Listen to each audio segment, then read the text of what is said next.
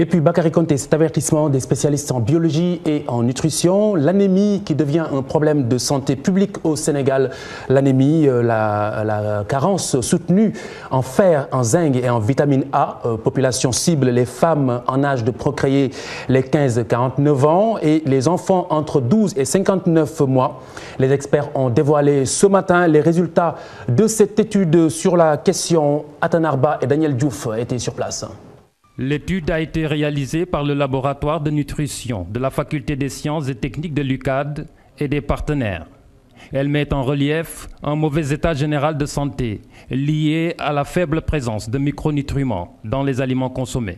Chez les enfants, par exemple, plus de 80% des enfants au Sénégal âgés de 1 an à 5 ans, à 3 ans, à 5 ans étaient carencés donc en fer, ce qui est considérable si on connaît les répercussions donc de la carence en fer donc sur la santé et le développement des enfants.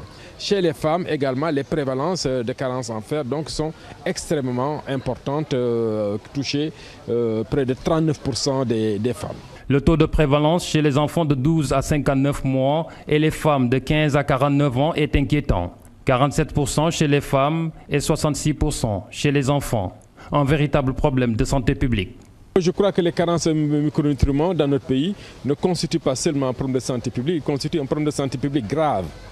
Parce que le nombre de personnes qui sont affectées et touchées par ces carences, que nous appelons encore les manifestations de la faim invisibles, parce que c'est une forme de faim, bon, mais qu'on ne voit pas a priori, donc sont énormes, dépassent largement les seuils qui disent qu'on a un problème de santé publique lorsqu'on dépasse plus de 40%, lorsque plus de 40% d'une population est affectée par des carences en micronutriments.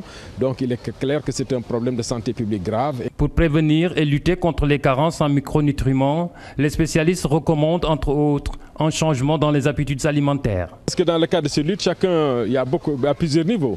Il y a des choses, c'est les politiques qui sont mises en place par le gouvernement en matière de lutte contre les carences en micronutriments.